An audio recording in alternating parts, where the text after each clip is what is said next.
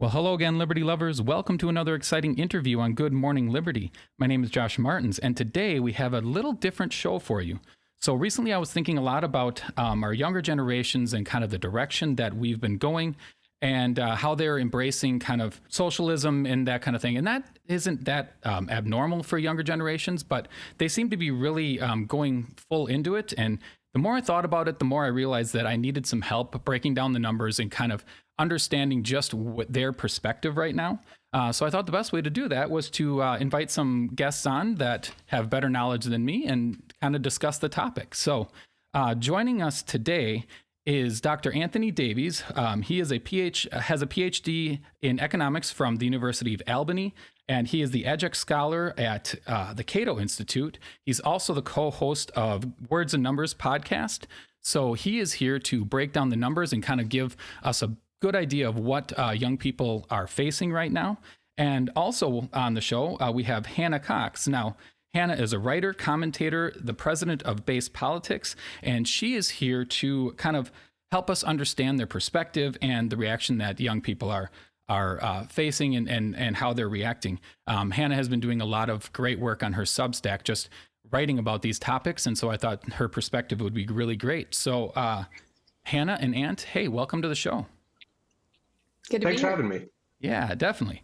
All right. So, Ant, I want to start with you, and I want to kind of break down some of these numbers that young people are facing, because I think especially for my generation, we kind of hit that Great Recession, and then there was that sweet spot where we could make some good financial moves and kind of secure ourselves. We don't really understand a lot of the roadblocks and the difficulties that young people are facing today. We know some of the things, but I really wanted to kind of break down the numbers. So let's start with like the college numbers and different stuff. What are we seeing with young people and kind of what they're facing as they just come out of college when it comes to, actually, why don't we start with housing? You know, they're coming out of college. We can get to the college and just how expensive college is, but let's start with housing, what they're facing as they come out of college, or maybe they bypassed college and they're trying to kind of get their feet under them. What are they kind of facing right now? Yeah, housing is clearly a problem, no matter how you measure it. The cost of housing is up. Now, there's a counter to that. It doesn't fully counter it, but a partial counter in that houses today are larger than in the past. They're better than in the past. They come equipped with things. HVAC, when we were kids, wasn't a thing. Now it is. So in that sense, it's hard to compare housing today to housing in the past because the quality is much improved. However, the price is also gone up. But I think what's happening here largely, the pain that people are feeling is less due to the rising prices of housing than it is to the rising interest rates. If we go back, to the 1980s, from 1980s to about 2020, prices of housing went up, and they went up solidly, but the interest rate was going down at the same time. So when you're done, all the dust settles, your mortgage rate, your mortgage payment is, reasonable, and it stays reasonable over that period. What changed is a sequence of events. We had COVID with the stimulus package. All these checks go out. The checks create inflation. The Fed now has to raise interest rates to fight the inflation. And all of a sudden, our mortgage rates are through the roof.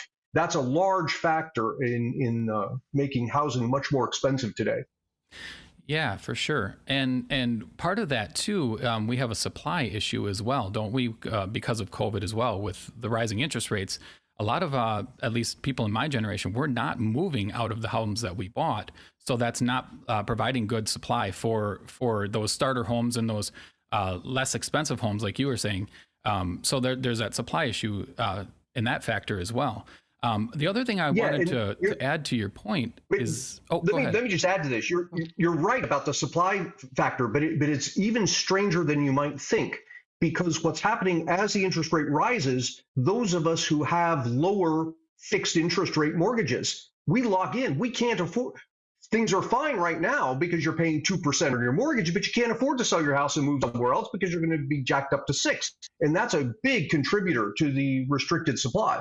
Yeah. And the other comment I wanted to make on that is when I was looking at it, that I saw is when the interest rate was low for so long after the Great Recession, before COVID, that's when nobody was really interested in those smaller, cheaper, more affordable homes to be even built. So the supply there is much lower as well. So now, like when you say our homes are bigger, they have more fancy gadgets and all this stuff. That was a reaction to low interest rates and the ability for people in my generation to afford what really would have been unaffordable had the interest rates been more of a common rate, at least historically, right? Oh, very, very much so. What is today a middle-class home in America when we were kids was bordering on a mansion. Right. So Hannah, I want to ask you, as young people are coming out and facing this, what is their reaction? Because for me, when I came out, it was just, and I wanted to buy my first home. I had the Great Recession was in the middle of it, but I had a job. I was able to get a low rate and I was able to buy a home. I didn't have to put a ton of money down. So it was achievable for me. Young people aren't seeing that. What is their reaction to coming out and wanting to get their feet under them? I think their reaction is nihilism. They're coming out and they're recognizing that the American dream they've been sold was a lie, and they have been beating their head against a brick wall for almost a decade now, many of them, since graduating college, and they are on a hamster wheel. They don't feel like they're getting any further ahead. And so instead of continuing to try to work for the same things that you would have or I would have at that age, they're instead starting to focus on what a different kind of success looks like. How do you fill your days? How do you find purpose and meaning when it feels like many of the standard things other generations have relied upon, like home ownership and career ascension and starting to build a family, are cut off from you because the economy is in the toilet? And so what you're starting to see is young people are traveling more. They're delaying getting married. Many of them are choosing not to have kids. We have a growing movement of people who don't want to have kids ever. We have more people single than we've ever had before in their late 20s and early 30s. We've got a real loneliness epidemic that's happening because of some of that. I think you've got a growing gender war that's happening because of some of that. And so it's really creating a lot of friction in our society that's flowing out of this. It's a lot bigger than people just simply not being able to get housing. And when we talk about being able to get housing, it's often framed in terms of like being able to buy a house. But the reality is that the supply crunch has put pressure on the rental market too. And so not only can people not afford to buy a home, but they're having to spend exorbitant amounts of money just to rent a 1-2 bedroom apartment. And I think the narratives that they tend to get, particularly from Republicans and people on the right, but really from boomers and older people across the board, is sort of, the dumb old bootstraps metaphor. Just pull yourself up by your bootstraps, as if they ever had to contend with the factors that this generation is having to contend with, as if they haven't been working hard, as if they've merely just been blowing their money on avocado toast and trips and not being frugal, when the reality is they have no ability to start saving for a house because the prices have skyrocketed due to the supply chain issue, again, due to what the Federal Reserve has done to our dollar and with the interest rates. And, we often, at least I hear, and I think Michael W. Green pointed this out in a really interesting Substack I had him on my show to discuss a couple weeks ago. But, we often say things like, well, the houses that you have at your disposal are so much nicer now, and they have so many more amenities, and this would have been a mansion 10 years ago. And what younger people are saying is like, we don't care. We're not asking for that. We're okay with a 1,100 square foot house, except we can't find it. And if you are living in one of the cities where there's actual jobs, where there's actual economic opportunity, which they're desperate for, that 1,100 square foot house is going to run you $700,000. So I just think that they are quite frustrated at the paternalism they've often heard and been responded to when they talk about these issues with older generations and politicians essentially shoving this issue back in their face, when in reality, this is a entire collapse of a system that we are not acknowledging right now. Yeah. Boy, there's a lot there. And I don't disagree with it. I think that we are in a very interesting and difficult spot. And I think that we will continue to come out of it as we kind of catch up with as salaries catch up in the post-COVID era, but it definitely is putting us in a really bad spot. One thing I wanted to go over, and because Hannah brought up the cities, and we are seeing a crisis in our cities. I live more in rural Wisconsin, where we have seen a dramatic increase, but people can find a home. But in the cities, it's much, much worse due to bad policy and different things that have been implemented trying to fight this problem, which has only made it worse. So what are the young people in the cities facing? Yeah, I think there's the problem with the cities.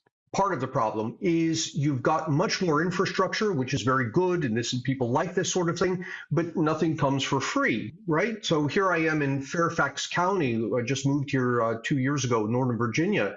My taxes here are larger than my mortgage was back in southwestern Pennsylvania. Now, I could point to all the wonderful stuff that's here that wasn't there, right? But if I wanted to reduce my cost of living, one answer is, well, move back to southwestern Pennsylvania. Now, the counter to that, of course, is, yeah, but there are way more number of jobs here than there. And I think that's one of the places that things are starting to turn a bit with the growth of remote work, telework. People are able to take advantage of, for example, living where you are in Wisconsin and having a job that's in New York City. So to the extent that that continues to happen, I think that's going to provide a bit of a counterweight to what you're describing. And I would actually push back on that a little bit, though, because I think you're right. During COVID, we very much saw with the growth of remote work that happened that a lot of people are more than willing to move outside of the cities. It's not one of these things that the narrative's been pushed of like, oh, you just want to live in the fun place. You want to, live in New York City. You just want to have access to all these amenities. When in reality, when they got remote work, a lot of people hightailed it out of those cities. They were more than happy to go live in some of the lower cost of areas. But what's happened since is we've seen an incredible growth in return to office mandates, people losing their jobs if they won't go back into the office. Office is starting to say you have to be in at least 2 to 3 days a week. Well, 2 to 3 days a week means that you can no longer be more than an hour away from your job. And guess what? If you live in a city like Atlanta or Chicago, an hour away from Atlanta is still Atlanta. Like you are still in the city. So this idea that you're going to live far out and get this cheaper cost of living is such a farce. And I think that it's very frustrating because I've always been supportive of remote work. I've highlighted this for years. I think it's such a great free market approach to so many of the issues we face economically and environmentally. And yet I think we really dropped the ball in advocating that that be permanent. And instead what we've seen is companies, against their own interest even, demanding that people come back into the office. And so I think that that was a real glimmer of hope we saw during COVID that's quickly being snatched back away. Yeah, that was. I agree. I agree with you, Hannah. But I hold out more hope because what's happening is the younger people who are comfortable with remote work, it's only going to be 5, 10, 15 years before they're in managerial positions and can push back and will actually get true full-time remote work. It's going to have to wait for the current batch of older managers who don't understand how to manage remotely to retire. I love that idea. That doesn't help us in the short run. Well, that, and also I just think, and I'm going to speak for younger people here, and I, partially agree with what I'm about to say, but I think these are valid arguments that need to be countered. First and foremost, with the job stagnation that we're seeing across the country right now, that's hitting younger people more than any other group that's out there. They can't get their foot on the first rung. And then even people who are in my generation, millennials, have not been able to move up in their careers at the same expediency as prior generations did because people aren't retiring. The boomers are hanging on to their jobs. They won't go away and hand over the actual power centers to the next generation. And so you've got those factors happening. And then on top of that, you add in AI, which is on its way. And so many people have a lot of pessimism about what that's going to mean. Are there going to be jobs? Are there going to be middle management jobs? What jobs are going to be the first to go? And the reality is that whether or not you think AI is a doomsday or you think it's like the greatest turn in innovation ever and going to lead to a ton of job growth inevitably, the reality is in the short term, it probably is going to be those entry level, middle level jobs that are cut. And so again, it is this current generation that's just getting dumped on from every direction right now. So when you say, why are they nihilistic or why are they turning to socialism? Wouldn't you, if you didn't understand basic economics and you just looked at this world and you had people people constantly telling you this is a capitalist country, this is a capitalist system, I would say, I hate this system. This is completely rigged against me. Everything that happens, I get the short end of the stick. I'm going to go for anything that seems like an opposite wrecking ball to this. And I think that's the perspective that many people have right now. And I don't think they're unjustified in having it. Yeah, I like your observation about not being able to get your foot on the bottom of the ladder. And I don't know to what extent the following plays, but it's got to play at least to some extent. And that is we Americans pushed and were largely successful in raising the minimum wage. You know, we say, well, we should have a living wage. And economists always pushed back and said, look, what you're doing is forcing employers not to hire entry-level workers because they aren't worth the wage that we're demanding. Now, what I just said applies much less to college-educated workers. However, I'm sure it influences that this push for the increased minimum wage is making it harder for people to get their first step onto that ladder. For sure. 100%.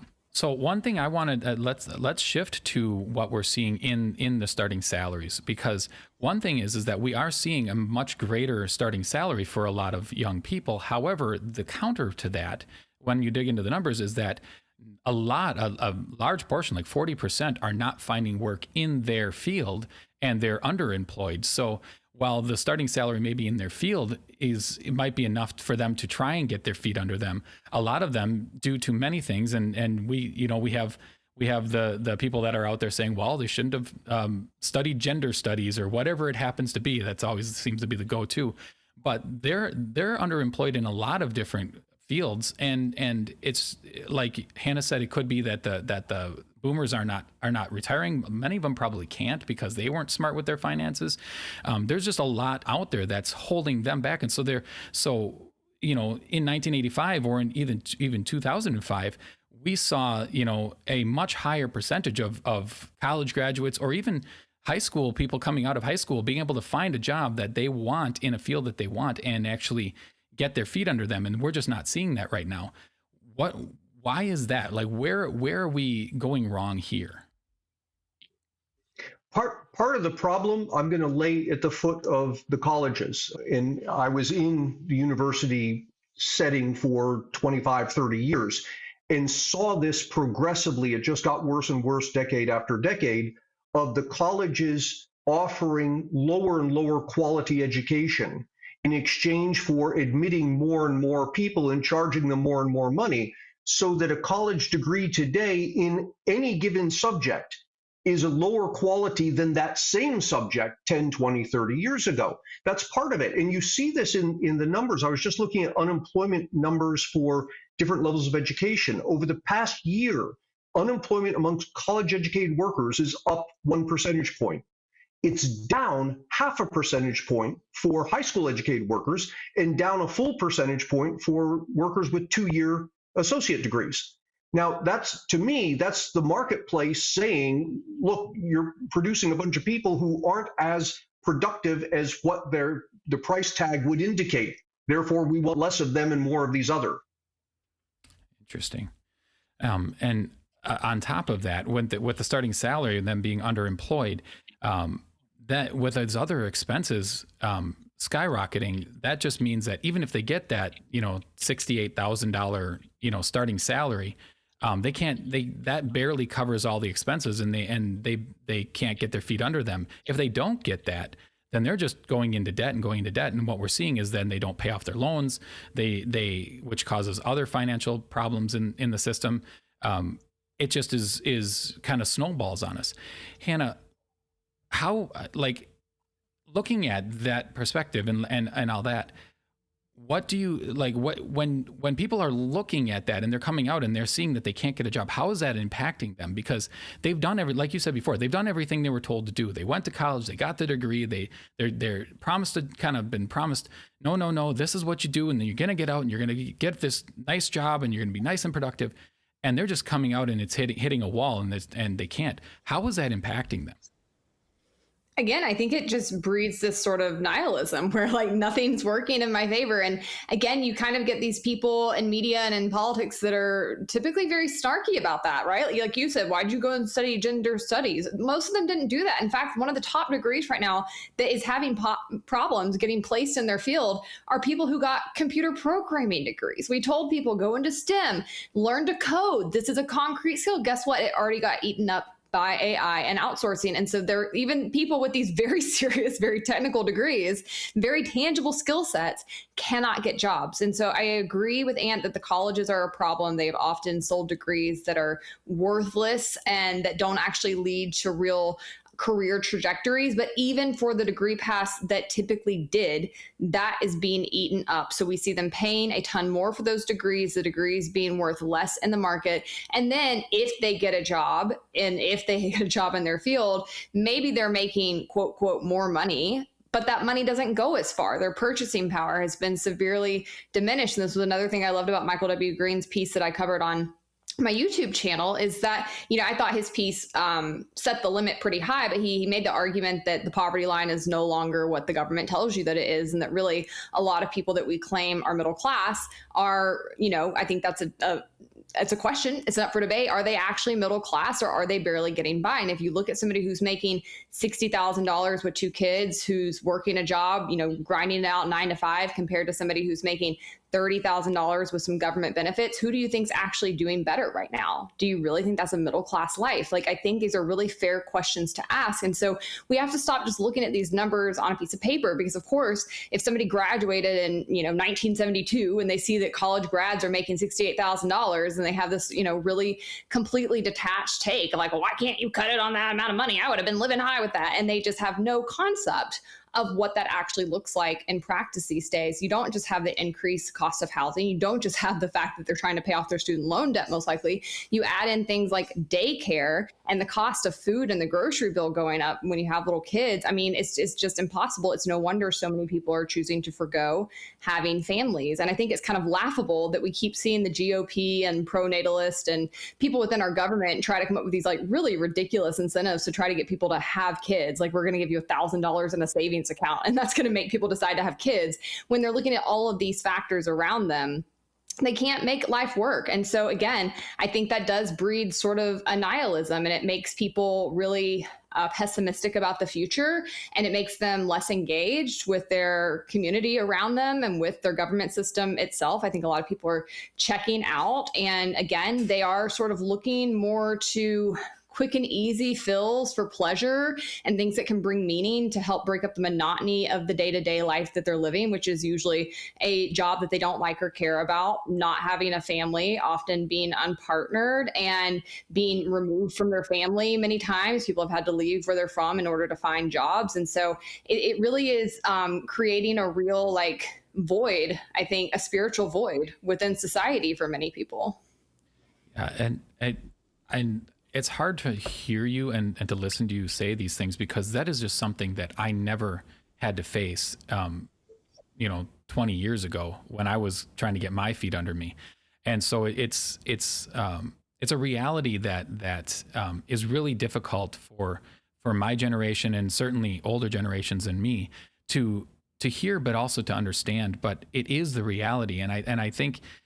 Whether that's, when I say reality, what I mean by that, it is the reality that they see in their situation, which makes it the reality.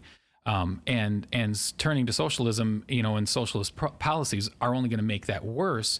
But in this moment, in this perspective, they don't care. They're just looking for anybody who's going to tell them that they can solve the problem, because the current leadership, they're not trying to solve the problem. They're just telling them, there isn't a problem, or they're like you said, giving really ridiculous, and they can see right through those really ridiculous offers and stuff.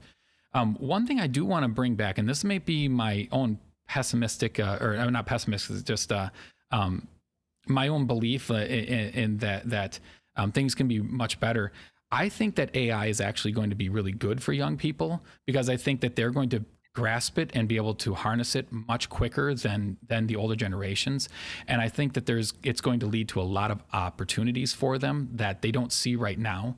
And so I'm very hopeful that AI actually creates a boom for young people, just in opportunity, because it's going to be so much harder for older generations to grasp. And I think I guess I looked at this in my own career and watching even computers, everything is run on computers, and you see a lot of the older generation with their personal computer that they have to use every day, and how much they struggle, where the young people can pick it up and 10 minutes later they're running everything and teaching, the people that are supposed to be training everybody on it how to do things.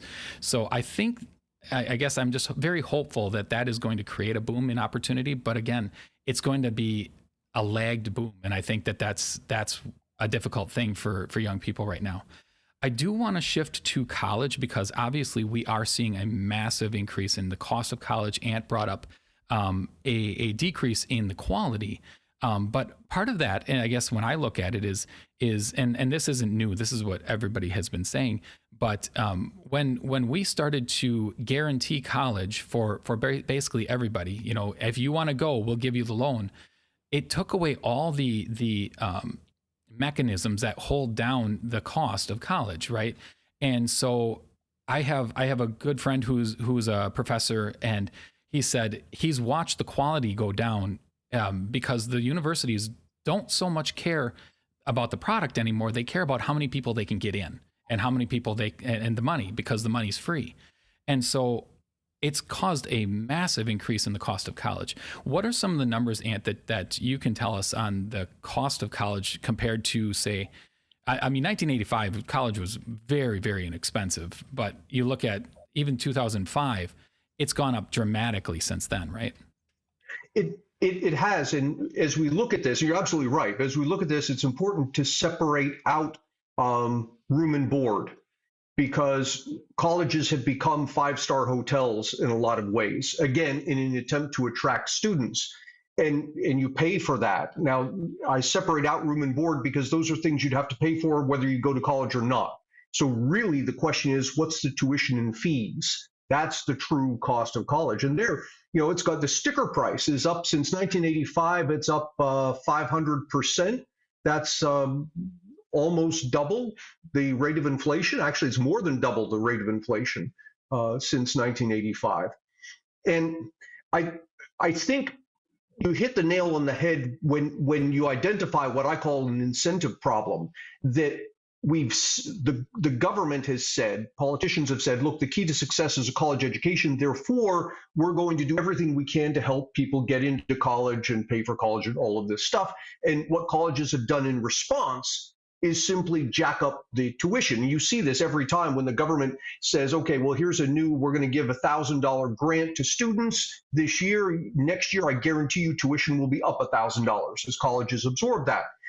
I think there is a simple way to fix this incentive problem, and that is to require the colleges to co-sign the students' loans. Not the parents co-sign, the colleges co-sign. They've all got endowments, they can do this. If they did that, all of a sudden the colleges would be laser focused on producing students who can get jobs that can pay back the loans that they took. You'd have a very different situation you have now, where the college is only interested in getting you in the door, getting your money, and when you graduate, if you can't get a job, they don't care. That's on you. They've already got your money. See, I love that idea. I can't imagine it would get ever passed any way possible, but I love the idea. I think that would definitely correct some of the incentive problems. One of the other things that I just was thinking about earlier today is the other side of this incentive problem that makes it difficult is, with so many people now going to college, you also have it really much more difficult for good college graduates who do well to get noticed, right? So when they get out in the field, yes, they might have the higher grades or whatever, but when the market is so much flooded with these graduates, it makes it much more difficult for those people to find the right job. So there's a delay there as well, because the employers are just overwhelmed with these candidates, and they probably like have gotten several that don't do so well. So then they start looking elsewhere, like you said, where the employment rate is down everywhere except for college graduates. So again, if you are coming out, like Hannah graduates and she does really well and she understands her field really well, it makes it even more difficult for her to find a job in her field because there's so many people in there, and these employers have to burn through the not so great candidates to get to her, right? To get her noticed. And so again, it just adds this perspective of I did everything right, but I can't get ahead. And then they're coming out looking at basically a mortgage of debt, right? So they where 20 years ago for me, it was like $20,000 or something like that. It's manageable. Now you're looking at over $100,000, and you might as well just throw your hands up and say, I'm never paying that back, right? And again, that starts to delay everything. Like Hannah had said, it delays family, it delays all the different things that they want to do, which is going to impact young people again in a way like Hannah was describing, that loneliness and stuff. So, I guess what do you like? Ant just had a great solution, Hannah. I guess what is something that you would give advice to young people that are facing this, because it is unfortunately the situation that they're in, and I don't think relief is coming, right? There isn't really the political will to actually pay these loans off for them, and they did kind of get sold a bill of bad goods, but socialism isn't going to solve that for them. So what advice would you give them? And not to mention all those factors, but also the fact that the rates on these loans are incredibly high. So you have many instances of people who have been paying on their loans, being paid what they're told to pay, hundreds of dollars a month sometimes, for decades, and they have their loan balances going up. So I think it's a very corrupt system. I would tell people not to go to college. I mean, I think this is something where you have to simply break the system. I think employers could do a lot. I think most college degrees are bogus, and I'll speak firsthand. I went to Belmont University. I'll call them out. They are a top 5 business school in the South. They're a $40,000 a year school, very competitive to get into. And when I graduated, I didn't have the first clue about how to get a job. And I was one of those people who had done really well in my field. I had interned like crazy. I had run a huge student organization. I had experience coming out my ears. And yet I was up a creek when I was trying to figure out how to get a job when I first came out of that school. And they've done nothing for me ever since. They had, their alumni services were a joke. And every single person I know that graduated with me feels the exact same. Whenever I get their little stupid letters in the mail asking for, donations, I laugh. I'm like, y'all are cracked if you think you're ever getting another cent from me. I think we have to encourage employers to stop taking a college degree as proof of a skill set, because it's not. It actually has nothing to do the vast majority of the time with the skills you're seeking. Personally, as an employer myself, nowadays, I'd rather walk into a service business, find somebody with a good attitude, who's a hard worker, who seems competent, and teach them how to do the job I need to do, than go hire some college graduate. Please. Half these people are entitled. They've been partying for 4 years. They've been living on their mom and dad's dime. There's nothing about having a college degree that makes you more desirable as a candidate in the vast majority of fields. And it's just a really lazy hiring practice, I think. That, and, of course, we have additional laws that have blocked people from being able to do things like apprenticeships these days. But as a whole, I think that's just something we need to encourage society to move past. And while I don't really love the left's like hyper laser focus on the racial aspect of it, I think within some of their DEI stuff, you saw a little bit of that, right? Saying like prioritize people with diverse backgrounds, start looking at different categories and paying attention to different metrics when you're trying to hire. Some of that advice is really good advice as long as you leave the like racial bias out of it. Actually, people need to get past that. Personally, we are not encouraging my 2 stepdaughters to go to college. I had my wealth management team ask my husband and I early on when we got married, do you want to create these funds? And we were like, heck no, we don't want to create these funds to save. They're not going to college. There's going to be so much better jobs out there, I think, thanks to AI and some of these innovations. I don't see any point in going to college. If I had to do it over, I would not. I've gotten where I've gotten in my life thanks to who I am, my own hard work, my initiative, and almost every single time, either my own network I built or my own experience I got by volunteering or taking lower level jobs or finding mentors and learning from them. So I would encourage people to have the gumption to just exempt out. That's the only way I think that we have a real chance of breaking the system, is to break their supply side model. Let me push back a little bit on something Hannah said that introduces an interesting topic. And that is, I've also seen people claim that they made their college loan payments on time and yet their balance went up. And in every case, when I dig into the numbers, I find that it's not the case that they made their loan payments every time. In fact, mathematically, if you make your loan payments on time, your balance by definition is going to go down. What's happened is, and I think this plays a lot, in COVID, the government suspended loan repayments. And so in people's minds, they say, well, I made the minimum monthly payment, which was zero over the course of COVID. And what they're missing is that those loans continued to accumulate interest. And that's how you get to the point of owing more than what you started with. So in that sense, COVID, the bailout that we did for COVID, part of it being suspending loan payments, put the young people in a very bad situation. Another thing that we did in cutting the checks, if you look at household income amongst the lowest 20%, and this is kind of the best that you can break this out, right? So household income amongst the lowest 20%, and let's assume that particularly young people are going to be more apt to be in that category than in the higher categories. If you look at those numbers after taxes and transfers, they go up and up and up until you get to COVID, and there's a gargantuan jump. It like jumps 20%. All of a sudden, lower income households are having 20% more income they had before, and it holds there for about 6 months or a year until we decide we're no longer cutting checks anymore, and then it plummets by about 20%. And all of a sudden, you're in a situation where you put people in the situation of knowing what it's like to have this higher level of income and then ripping the rug out from under them. And it does not surprise me at all that particularly lower income people are really annoyed about what's going on. If there was a way to psychologically drill in the fact that they're living on limited means, it would be that. Give them a bunch of money and take it away. I'm not saying that we shouldn't have done something during COVID. I'm just saying the way we did it had this psychological effect.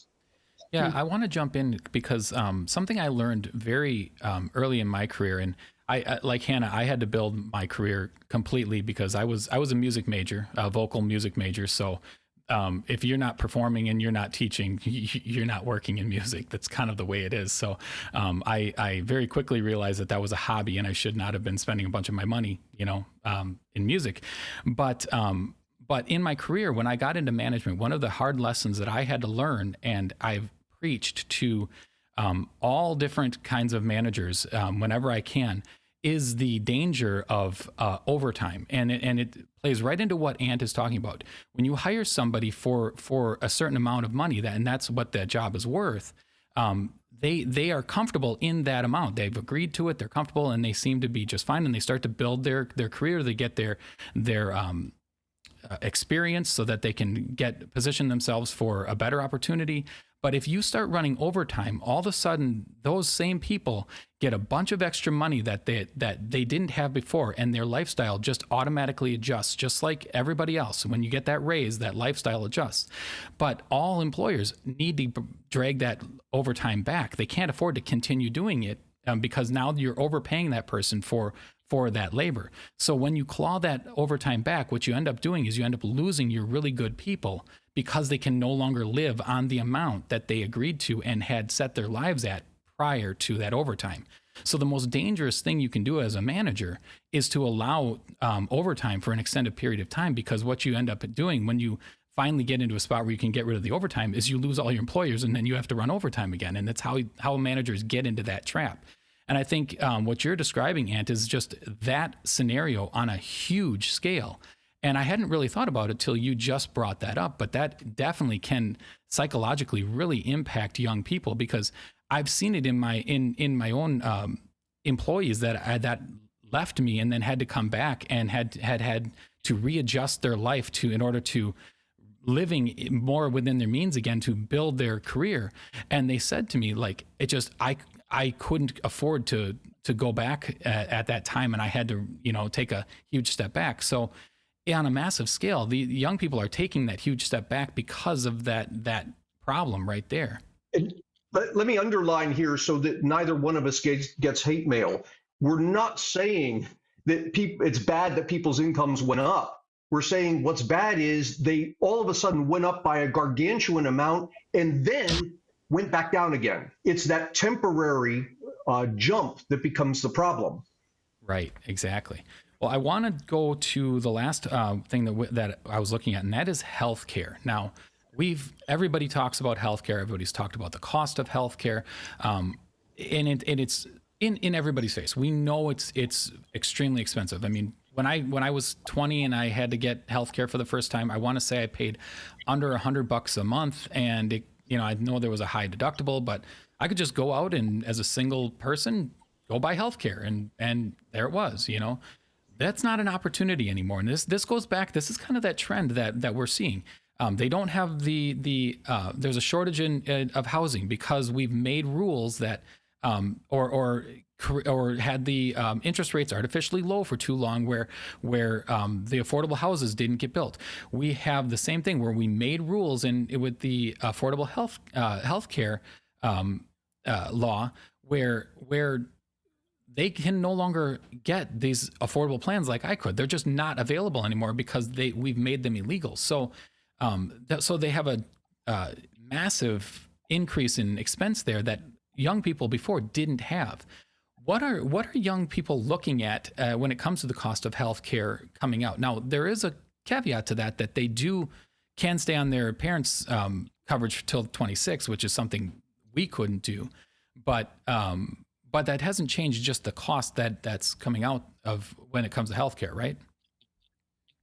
Yeah, let me start by saying this is one of the things that people point to and say, here's an example of the failures of free market. Look at healthcare. When healthcare is probably the least free market that we have. Anytime the government gets involved, as it's heavily involved, not just in regulating healthcare, but regulating the health insurance industry, you're going to get inefficiencies that drives prices up. A good counterexample is look at what's happened over time to the prices of types of healthcare that are covered by insurance and types that aren't. And there are a few that aren't. For example, cosmetic surgery tends not to be covered by healthcare. LASIK surgery for a long time was not covered by healthcare. And what you see is that the prices of those things actually tend to go down. It's the prices of things that are controlled that tend to go up. Now, having said all of that, you used a word that I would caution people as they talk about healthcare to avoid, and that is cost.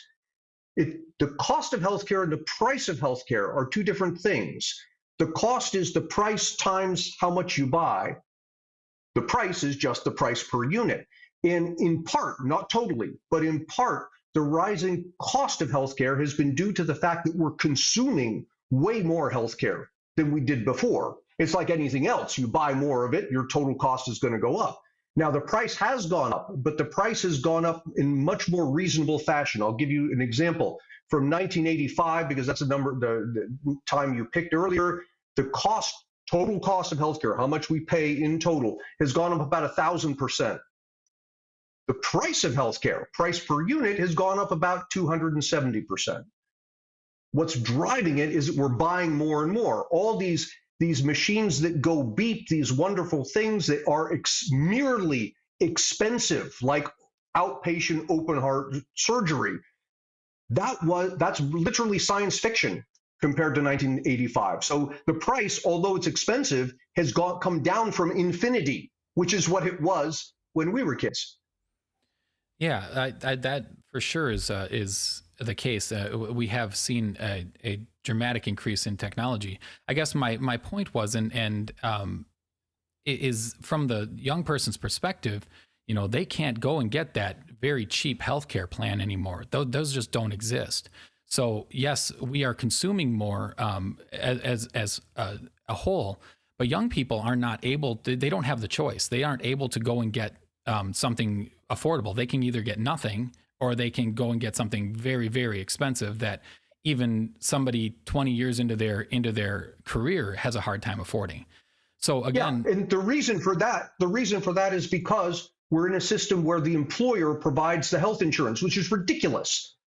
The reason we're in that situation is because the Congress gives special tax treatment if the insurance comes through the employer. And the reason we're there at all is because back in the 1930s, the government put a wage cap, and the only way employers could attract more talent, given the wage cap, was to offer them something other than wages. So employers started offering health insurance. Yeah, obviously, when you look back at all these problems, they originated with government intervention or government programs or government something. I mean, that's why each of us, maybe I'm speaking for Hannah, but I know that she's very close to this, are libertarians in this perspective, because obviously we've seen how government trying to solve problems creates a lot more problems, and then we have problems upon problems upon problems down the road. I guess if the biggest issue that I have with healthcare is, again, that lack of choice, and that young person coming out at 26, hopefully they have their feet under them, but the way Hannah was describing before, they're delaying that. So even at 26, they're kind of facing the same thing I did at 20, and they're coming out and they're at just an astronomical price. Now, we do have subsidies, we do have other things that are helping them out, but at the same time, that just again takes away that mechanism to hold the price down. So it just drives everything further up and just spreads it all out to everybody, right?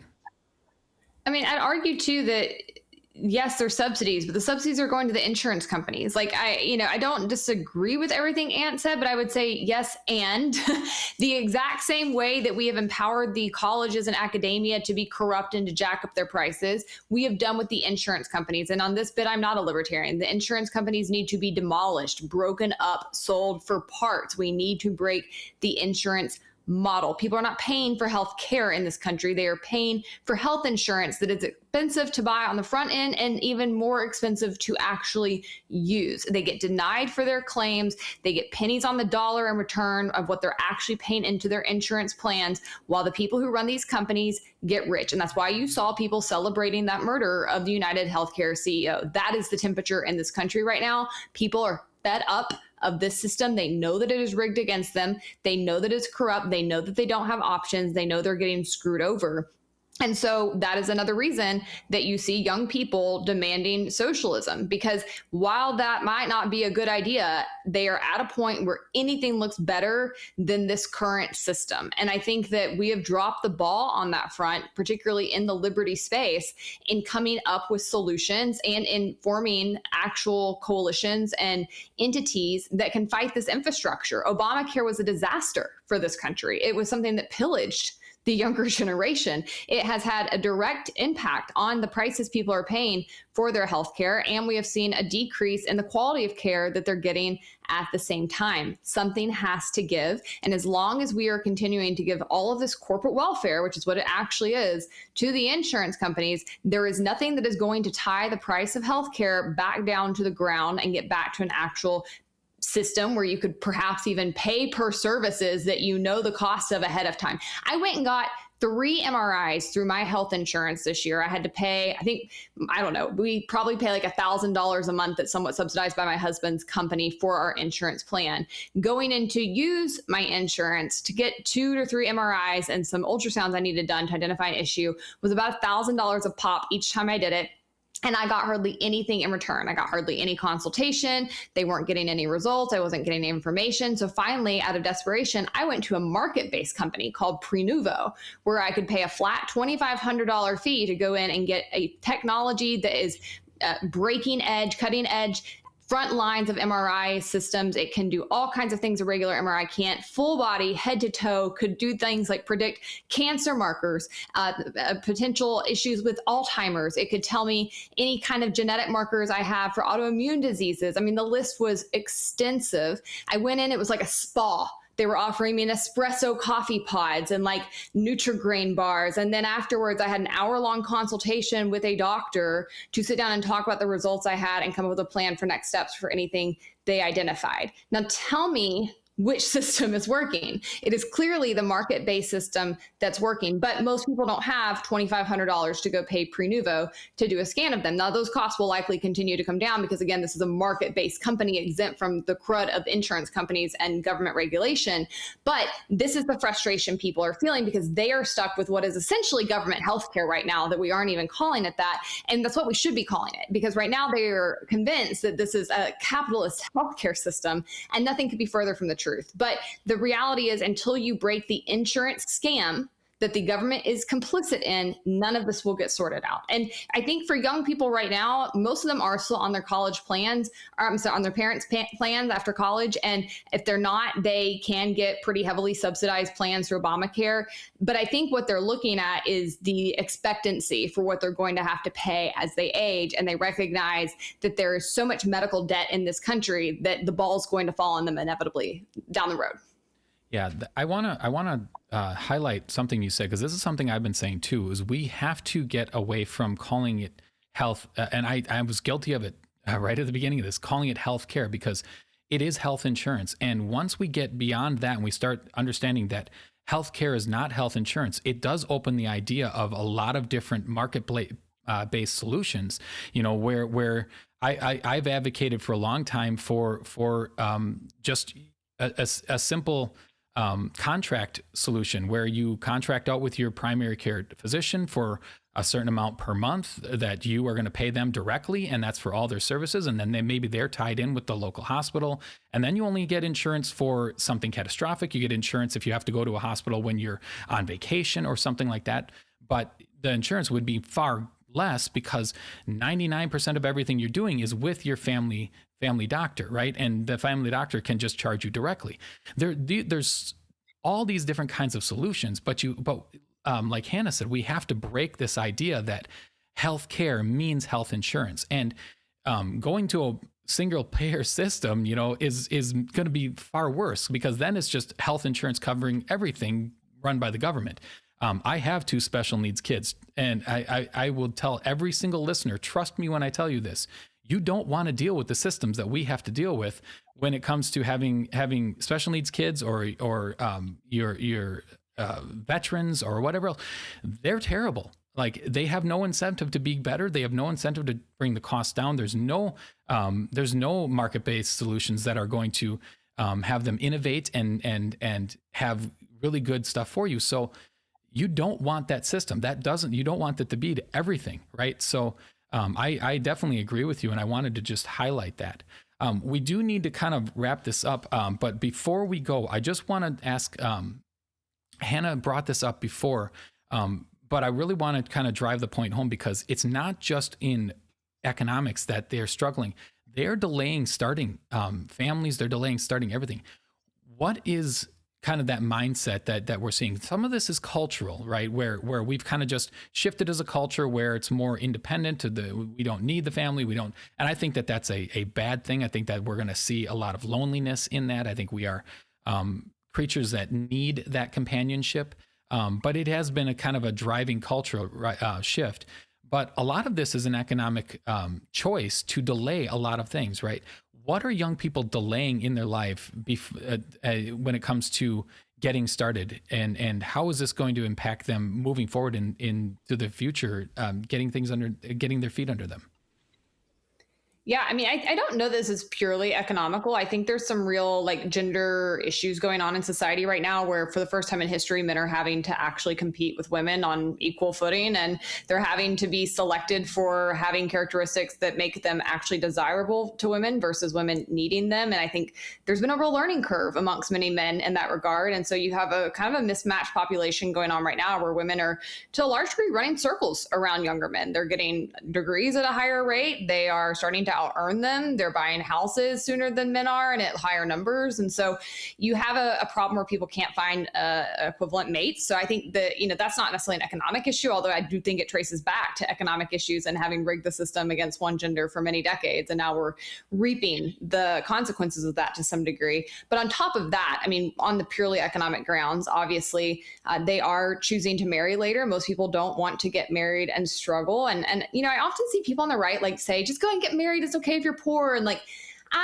I really kind of push back on that. That makes me cringe, because one of the top issues people face in marriage is finances. And so if you're telling people to get married before they're, have their financial footing, I don't know that that's actually the wisest thing that we can tell young people to do. On top of that, even if they are getting married, they certainly are delaying having kids because, again, they can't get a house. They can't even have a routine. I've said this since, and I'm somebody who never wanted kids, full disclosure, and it has nothing to do with economics. I just never desired that. But I I looked at my husband's life when we got married and I had my stepkids, and I'm like, how do people who work 9 to 5s do this? They're about to be off the bus in any minute now. They come in this house at 3:55 p.m. They are here for an hour and a half, 2 hours if we didn't work at home after a normal person would get off work and get back. That's not feasible. So you're having to pay for before care school, after care school. Oftentimes, because the schools are crap, the government schools are not good. If people are having kids, they want to provide them with a better education. So they're also wanting to figure out, can we homeschool them? Can we pay for a private school? In the early years, you're having to pay for daycare, which is astronomical these days. And so you've got all of these things that are making people decide either not to have kids or to delay having kids, meaning they're going to have fewer kids. Now, I personally have done a lot of work pushing back on the notion that the birth rate decline is this huge catastrophe, like people like Elon Musk have tried to argue. But regardless, I think that it is not a good bellwether for society when people who want to have kids are not able to have kids or have as many kids as they want to have because of these kinds of factors that they're facing. And then lastly, I'll just add, when people do start having kids later in life, we're seeing a ton of infertility issues. And is that just because we've delayed the time period in which people are having kids, or is that something that we're putting into our bodies or what's in our environment? There's a million things we could talk about under that umbrella. But regardless, we see a lot of people struggling to have kids even when they want them and to have families. And when they do have families, to be able to actually spend time with their families and invest in them and provide their kids with a better future than they had. That's the American dream. And because that doesn't feel possible, people are starting to ask, why would I bring a kid into this world? And I think that's a very valid question to ask. Yeah, and that was exactly where I was hoping you would go with that, because I it really puts the icing on the cake of that perspective of facing that. The one of the things that my wife and I chose early on, especially with having special needs kids, is that we were going to be a one income household. I can't imagine that a young person coming out with facing the same special needs care that my children needed and having to go with 2 incomes. But reality speaking, a one income household is almost impossible these days.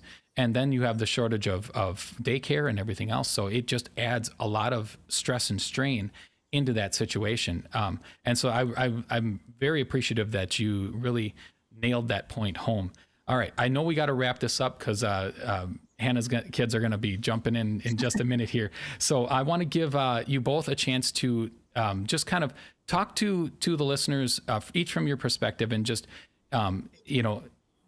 give them advice as to what we can do to help this situation, to better the position that young people are in, or just to understand, so that we're not just getting that, well, grab yourself by the bootstraps and lift yourself up. And for the young people, to understand that the future isn't hopeless and that socialism isn't the direction to go. So, Hannah, I'll let you go first.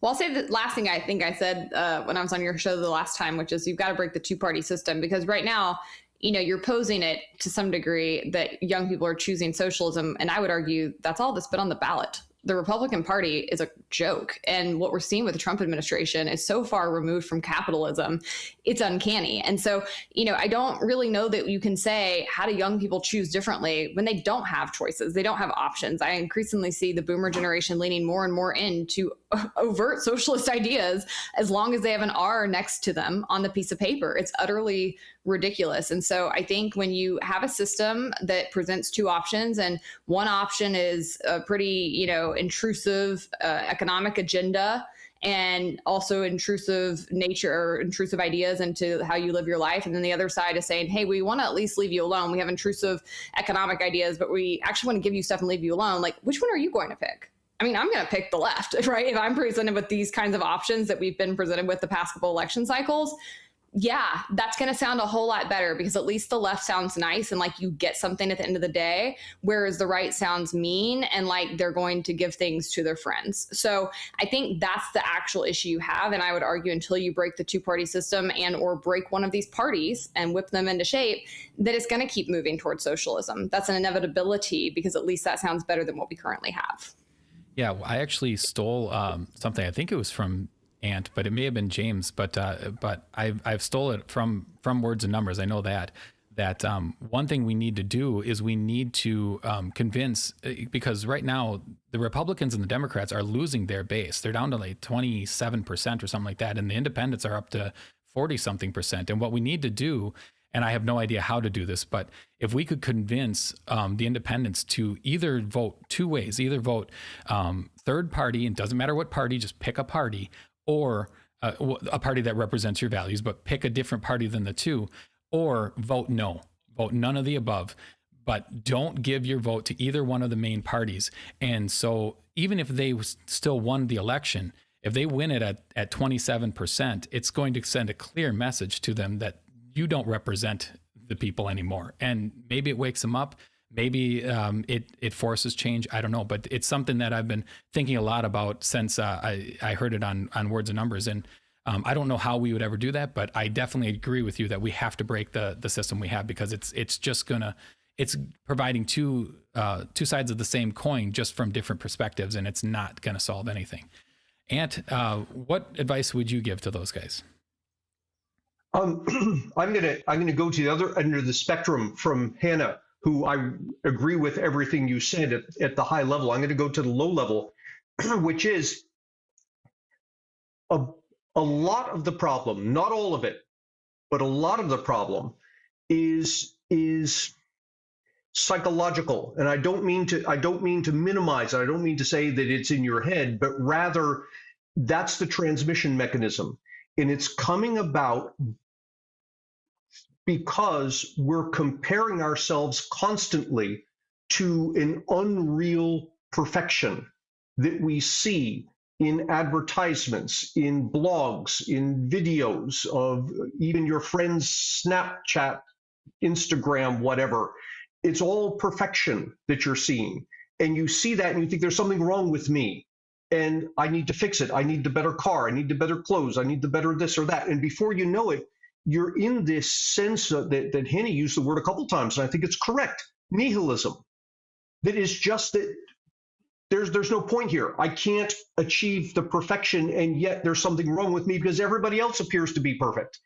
We've got these devices in our pockets, and I'm addicted to it as well. I love my smartphone so much, I cannot tell you. And yet it is constantly bringing me this false perception of reality. If we're to re-embrace hope, and I think that's the key to moving the economy and the society forward. If we're going to embrace hope, we've got to, if you don't put the damn thing down, at least keep it in your head that what you're seeing is not real. You know, I want to jump in and just say how important that message really is. As somebody who has, when I say I have two special needs kids, when RFK Jr. was describing children with autism, nonverbal children that can't control their voice and are very disruptive, and that is my home, right? That is the kind of special needs that we're talking about, and it's a very great danger that my wife and I have talked about, where if we get into too much social media and we start to see our friends with their kids and they're going out and doing all this stuff, and it can be very, very psychologically damaging for us, because that's not our reality. At the same time, we have a wonderful home. We have wonderful kids. You know, we do a lot of stuff with our kids. And so we have to always ground ourselves in that reality that what we're seeing there is not real. And the other thing that we always had to say is, we started to see our friends, you know, with their perfect social media stuff, and then all of a sudden they're getting divorces. We're getting to that age where we went to the wedding and now we're, you know, consoling people in the divorce stage. And so a lot of that is just not real. It's this perception that they're trying to display for the world, but we don't see all the struggles that they have. So I think that that's a really, really good point, and something that everybody really needs to keep in mind.